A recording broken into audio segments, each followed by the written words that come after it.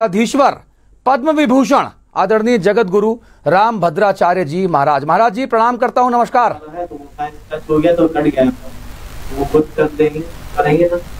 महाराज जी प्रणाम कर रहा हूँ मैं। मेरा समय बर्बाद हो रहा है ना। लास्ट मोमेंट बताया महाराज जी मेरी आवाज पहुंच रही है आप तक?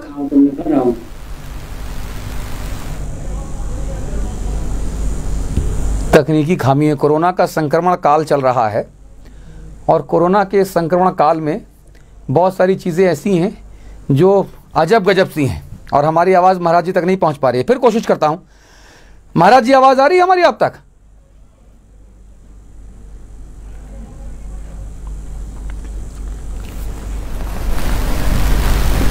दोबारा महाराज जी आवाज़ आ रही है? आवाज आ रही पर जल्दी करो। ठीक है महाराज जी, मुझे ये बताइए कि आपके बारे में मैं पिछले 15 मिनट से लगातार कोशिश कर रहा हूं कि आपसे जुड़ जाए। आपका थोड़ा परिचय मैं देना चाहता हूं कि आप हिंदू धर्म गुरु, सनातनी धर्म गुरु, शिक्षाविद, संस्कृत लेखक, कथा 22 भाषाओं के हैं। मैं प्रणाम करता हूं आपको। मैं आपको आशीर्वाद देता हूं। कोरोना के संक्रमण काल में देशवासियों से क्या संदेश देना चाहेंगे महाराज जी? मैं कोरोना के संकट काल में देशवासियों से इतने कहूंगा कि अनावश्यक रूप से घर से बाहर न निकलें और कम से कम 1 मीटर की अपनी दूरी रखें, जिसको अंग्रेजी में कहते हैं सोशल डिस्टेंसिंग, सामाजिक दूरी जी। और खान पान में अपने को संयमित रखें और बिना कारण के छुआछूत से बचें। अपना हाथ जितना हो उसके साबुन से धोएं अपना हाथ मुंह। हाँ। और प्रायः लोगों को आदत होती है मुंह में गुली डालने की, आंख छूने की, नाक छूने की। हाँ। ऐसी गलतियां न करें जी। निश्चित रूप से हम कोरोना के संक्रमण से जी दूर होंगे और इस पर हम विजय प्राप्त करेंगे। महाराज जी मैं एक बात आपसे समझना चाह रहा था। आपने कहा सामाजिक दूरी, मैं कहता हूं शारीरिक दूरी। क्योंकि सामाजिक दूरी हो जाएगी महाराज जी तो फिर मामला गड़बड़ हो जाएगा। शारीरिक दूरी हो, सामाजिक एकता हो, सामाजिक करीबी हो, दूरी शारीरिक हो। आप मेरी बात समझ नहीं पाए। हाँ। सामाजिक का मेरा अर्थ समाज के फंक्शन में बहुत न जाया जाए। अच्छा। सामाजिक उत्सवों में न जाया जाए, ये मेरे कहने का अर्थ है। अच्छा। शारीरिक दूरी हो, मन की भले निकटता रहे पर हम शरीर से दूर रहें। हाथ जहाँ तक लोग जैसे हाथ मिलाते हैं, गले लगते हैं, ये सब न करें। हाथ जोड़कर सबको सबका अभिवादन स्वीकार करें और स्वयं करें भी। किसी के गले न लगे, किसी से बहुत हाथ पकड़ करके अटकलियां न करें और कम से कम 1 मीटर की दूरी शारीरिक होनी ही चाहिए। महाराज जी आपकी कुछ लाइनें मेरे पास हैं जिसमें आपने कहा कि मानवता ही मेरा मंदिर, मैं हूं उसका एक पुजारी, हे दिव्यांग महेश्वर मेरे, मैं हूं उनका कृपा भिखारी। जी जी मेरी पंक्ति जी। इसका थोड़ा अभिप्राय बताएंगे? मानवता ही मेरा मंदिर, मैं हूँ उसका एक पुजारी, है दिव्यांग महेश्वर मेरे, मैं हूँ उनका कृपा भिखारी। इसका अर्थ है और संत तो मंदिर बनाते, मैंने मानवता का मंदिर बनाया।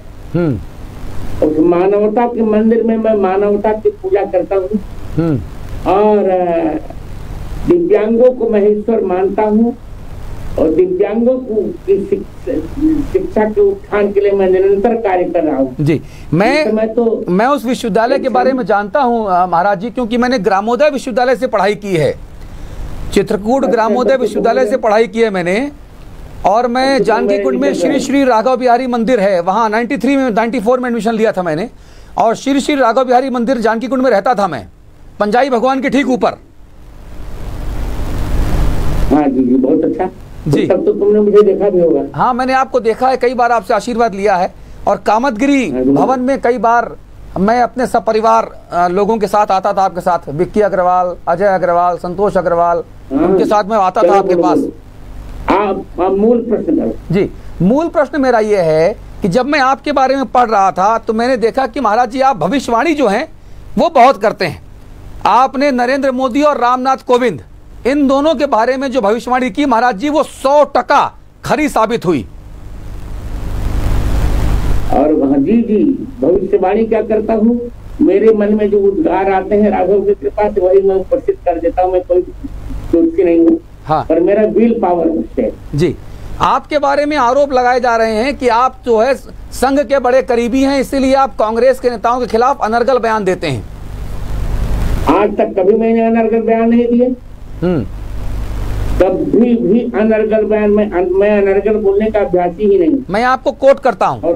आपने जब प्रियंका गांधी वाड्रा ने कहा कि कथित तौर पर कहा कि हिंसा में मारे गए लोगों को शहीद का दर्जा मिले, तो आपने कहा कि उनके घर जाकर मुलाकात करने पर जगत गुरु रामभद्राचार्य जी ने कहा कि प्रियंका गांधी उन लोगों के घर जाएं और खुद भी शहीद हो जाएं। ये सब मैंने नहीं कहा, झूठ बोला जा रहा है। अच्छा, मैंने इतना कहा था कि हिंसा में मारे हुए लोगों को शहीद नहीं कहना चाहिए। शहीद वो होता है जो भारत माँ की प्रतिष्ठा के लिए अपनी जान गंवाता है।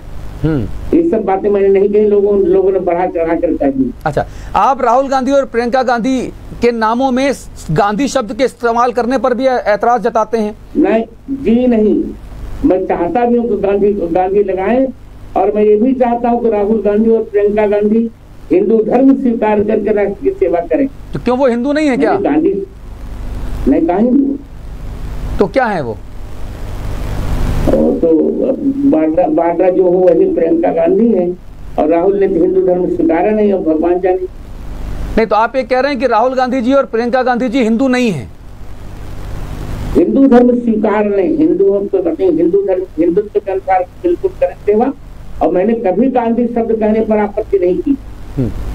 तो आप मतलब ये दोनों क्या है फिर? आप कह रहे हैं ये हिंदू नहीं है, तो फिर आप क्या तो मर्मज्ञ हैं, आप जानते होंगे क्या है ये? ठीक है, अभी मुझे कुछ कहना नहीं। नहीं, आप इस सवाल से बच रहे हैं कि जानकारी नहीं है आपके पास? नहीं, बच नहीं रहा हूँ। हाँ, मैं कह रहा हूँ अभी हिंदू नहीं है, अभी हिंदू धर्म नहीं स्वीकारा है। महाराज जी, आप तो बहुत मुखर रहते रहे हैं, मैं आपको जानता हूँ पिछले 20-22-23 साल से आप तो बहुत मुखर हैं। मैं कह रहा हूँ हिंदू धर्म अभी नहीं स्वीकारा है। आप ये कह रहे हैं कि राहुल गांधी प्रियंका गांधी ने हिंदू धर्म अभी स्वीकार नहीं किया है? नहीं। अच्छा, तो वो कौन से धर्म को मानने वाले लोग हैं? अब वो जानते होंगे, तो मैं नहीं जानता। अच्छा, जानते होंगे। अच्छा, क्या आप ये इसलिए ऐसा कह रहे हैं क्योंकि आप आरएसएस के बहुत करीब हैं, संघ परिवार से बहुत जुड़े हुए हैं? नहीं, मैं किसी से करीब नहीं, मैं राघव जी से, राम जी से करीब। जी, दीनदयाल रिसर्च इंस्टीट्यूट है, DRI, जो आदरणीय नानाजी देशमुख ने जिसकी स्थापना की थी चित्रकूट में, वो UPT के सामने जो बना, MPT के सामने जो बना हुआ है, वहां पर आप डॉक्टर मोहन भागवत साहब से, भैया जी जोशी साहब से, संघ के दूसरे लोगों से, अमित शाह जी से, आप उनसे मुलाकात करते हैं। मुलाकातियों का सिलसिला बहुत लंबा है। नहीं, ऐसा नहीं। देखो, प्रश्न करते समय पहले भद्रता पर विचार करना चाहिए। आप किस विषय पर प्रश्न कर रहे हैं? मैं किसी से मिलने कहीं नहीं जाता, लोग मेरे हाथ होंगे। हाँ, यही मतलब आपका आशीर्वाद लोग लेने आते हैं। मैं भी आपका आशीर्वाद लेने ही गया था आपके भवन में। बस खत्म, मतलब क्या आप भी आपसे मिलते ही होंगे? लेकिन कांग्रेस के कोई बड़े नेताओं को हमने वहां नहीं देखा आपके दरबार में। महाराज जी, थोड़ा सा ये साफ करें। वो तो उनकी अपनी मानसिकता, मैं उनके लिए कैसे कहूँ? दिग्विजय सिंह आए थे मेरे यहाँ। अच्छा, और लोग नहीं आते तो उनकी अपनी मानसिकता, मैं क्या करूँ? जी। अच्छा महाराज जी, मुझे एक चीज बताइए, आपने हिंदी, संस्कृत, अंग्रेजी समेत 22 भाषाओं में आपने महारत हासिल की है। आप 22 भाषाओं के एकदम प्रकांड पंडित हैं, साधिकार उसको बोल सकते हैं। ये कैसे, इतना ज्ञान कैसे? और जब आप दिव्यांग हैं, जो आंख वाले हैं, वो नहीं इतना कर पाते महाराज जी, जिससे बहुत गुना आपने ज्यादा कर लिया। इसका उत्तर दे रहा हूँ जी। चरण कमल बंदो हरिराई, जाके कृपा पंग गिरलंघे, अधरे को सबकत करताई, बहरो सुने मूक पुन बोले, लंक रंक चले सिर छत्र धराई, सूरदास स्वामी गणवा में बार बार बंदो ते भाई। केवल परमात्मा श्री रामचंद्र जी की कृपा का ही फल है। अच्छा, महाराज जी, जो आजकल मैं देख रहा हूं कि देश में बड़ा हिंदू मुसलमान हो रहा है, कहीं पे कोई किसी समुदाय के व्यक्ति को मार देता है, कहीं कोई किसी समुदाय के व्यक्ति को मार देता है। अभी हमने देखा महाराष्ट्र के पालघर में 2 साधुओं को और उनके ड्राइवर को पीट पीट के अमानवीय तरीके से, क्रूर बेरहम तरीके से उनकी जान ले ली गई। इस पर क्या कहेंगे महाराज जी? इस पर मैं यही कहूंगा कि इस संकटकालीन स्थिति में सबको सौहार्द से रहना चाहिए। और मैं आज खुलकर कह रहा हूँ, इन लोगों ने सौहार्द नहीं बरता। उन साधुओं को मारने में एक मुसलमान का, यहाँ तक यूसुफ उसका नाम संभवतः या कैसे कोई नाम है, इन लोगों ने निर्दयता बरती, क्योंकि इनके रक्त में दया का प्रवाह ही नहीं है। इसलिए मैं ये अभी कहने जा रहा हूँ कि सबको समभाव से रहना चाहिए, सबके अस्तित्व का सम्मान करना चाहिए। अभी कोरोना संकट है, बिना कारण किसी भी विषय को मजहबी जामा नहीं पहनाना चाहिए। देखिए, हिंदुत्व संप्रदाय की मान्यता ने हिंदुत्व भारतीयता है जी, भारतीयता का ये पर्याय है हिंदुत्व। हाँ। हिंदू उसे कहते हैं जो हिमालय के समान स्थिर रहता है, और हिंदू माने चंद्रमा के समान शीतल होता है। ये तो प्रत्येक भारतीय का धर्म है। और जो साधुओं के प्रति नृशंस हत्या की गई, बहुत गलत बात है ये।